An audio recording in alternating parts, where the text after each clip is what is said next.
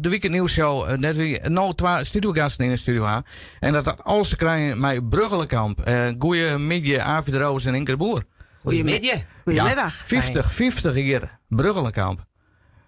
Ja. Waar kan je wat vertellen over de historie van Bruggelenkamp? Ik krijg in de plaatje, je werkt beide al heel lang bij de Bruggelenkamp. Ja, ik werk 42 jaar in Bruggelenkamp en mijn collega Henke.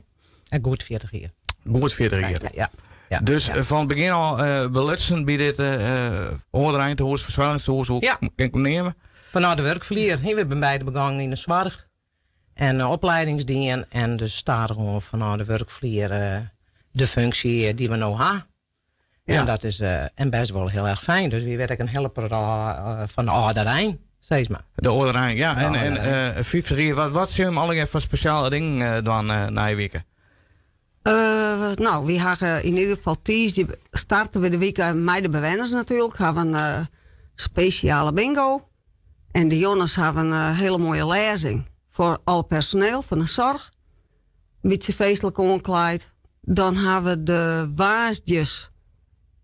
Ja. Dus de Doopsgezinde gemeente. Doopsgezinde gemeente. Komt wat, dat is eens een beetje de oprichter of de oprichter. De Doopsgezinde gemeente die had eens, en dan kom ik al een beetje in van wij komt erbij. Ja. Die had toen destijds een legaat gekregen van een vrouw.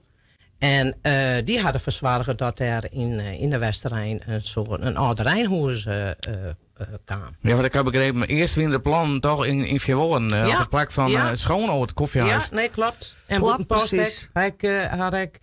Maar er zijn enkele mensen die zich een beetje sterk maken. Vooral dominee Beekhuis. Die hadden verzwaard dat de Ouderijn toch hier maar in de Westerrijn. En dokter Heun.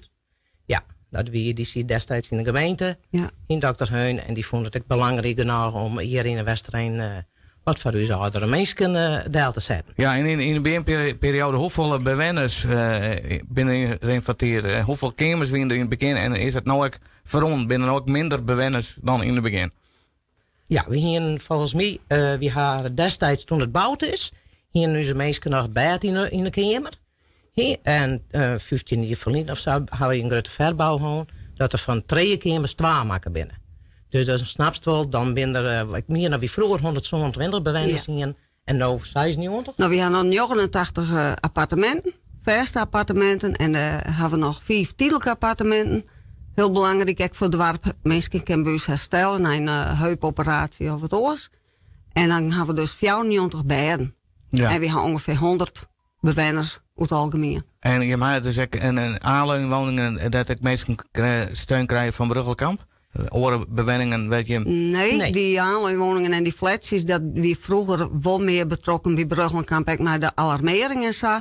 Maar mensen kunnen wel zorg krijgen van onze thuiszorg, maar ze kunnen ook, ze hebben altijd eigen baas waar ze kiezen, buurtzorg of weet ik het waar. Maar we hebben natuurlijk het eerst dat ze kiezen voor elkaar en dat is hun eigen thuiszorg. Ja, en nou, oude jaren binnen natuurlijk een heel soort verzorgingshuizen sluiten of minder ruimtes. Ja. Meestal met heel dit langer thuis wijnen. Meestal is het doel. Wat is de toekomst van Bruggelenkamp? Bloot het het is? Of? Nou, ja, wie haalt dit zijn zolang het dus hoes vol is het net gauw dat het vol is. En er zijn heel veel verzwaringshuizen in de omjouwing tegengingen. En wie zeggen juist dat het heel veel mensen toch heel graag veilig in een omgeving wezen die de sociale eenzaamheid wat oplossen kan. En daar had de politiek het ook al wat meer over. Dus we zijn op zich wel positief naar de toekomst. Ja. Ik denk dat we nog wat op een dieptepunt zitten met de verzwaringshuizen. Maar dat we toch aan wel weer, en zij het in orenvorm, maar wel dat mensen gewoon wel wij kennen in veilige omjouwing, met hulp en activiteiten. Want dat moet wel zijn, we hebben een heel groot welzijnsprogramma. Onze mensen gaan echt heel veel te dwansen. En daar is wel kiezen wat ze graag dwan willen. En dat jouwt hun toch echt een fijne dag. En onze directeur Carl Siebesma, die is gewoon heel belangrijk geweest, want die had altijd zijn. Die man die had, want Bruggelenkamp is volgens mij toen iets van 4 of zo'n manier of zo. Toen kwam Carl Siebesma onder het bewind en die had eens van toen altijd heel goed bezig geweest met het welwezen van onze bewoners. En dat houdt in dus, onze bewoners die moesten zich gewoon net vervelen. Want het is gewoon een feit. Als je die verveelst, dan was het gewoon verschrikkelijk vervelend. Ja. Begeerst te bellen en weet ik veel. Dus onze mensen ik al die klachten, hè? Ja, en ik al die klachten.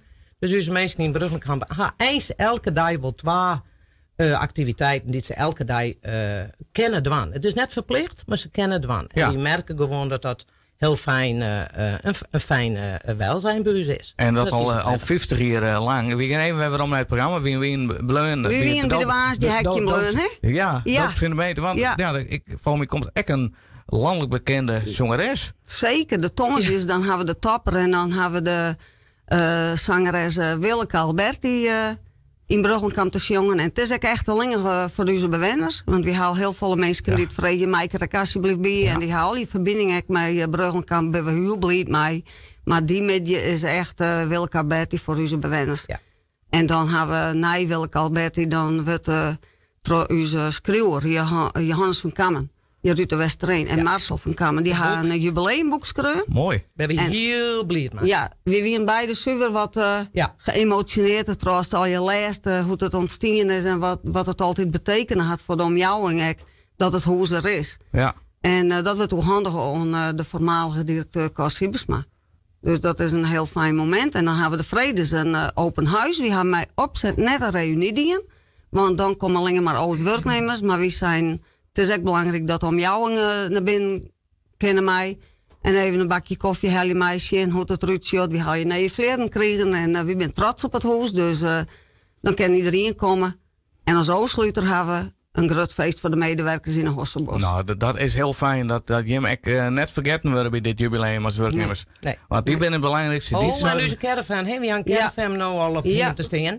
Ja. Het is een soort vertroetelcaravan. Daar kunnen we zijn medewerkers de komende 14 dagen lekker in relaxen. En lekker, dus dat is wel heel erg fijn. Alleenig toch, Kesterie? Ja, dat is voor alleenig, ja. Nee, nog even inderdaad even waarom de Iepenhoes, wanneer is dat en van hoe laat tot hoe laat? Het Iepenhoes is van Vredemidje, van 1 tot 11:05. En dan kunnen mensen even een rondleiding krijgen. Ze kunnen een bakje koffie halen met wat lekkers erbij. Dus, we hebben een gezondheidsmarkt. Ja, dus heel erg leuk. Die hadden de verschillende, wat is dit? Natuurlijk onze organisatie met hun producten, maar ook Veilig Verkeer Nederland. Al die producten op gezondheid richten. Dus dat is wel heel erg gezellig. Nou, fijn. Iedereen kan er mooi even zijn. Die er net binnen de Oorwest had, of die er ooit familie wegen aan had. Kunnen even zien hoe het nou na 50 jaar in Bruggelenkamp de Westereen is. Dank u wel, Avi de Roos en Hinke de Boer. Ja, bedankt. Heel graag dingen. Ja. Oké.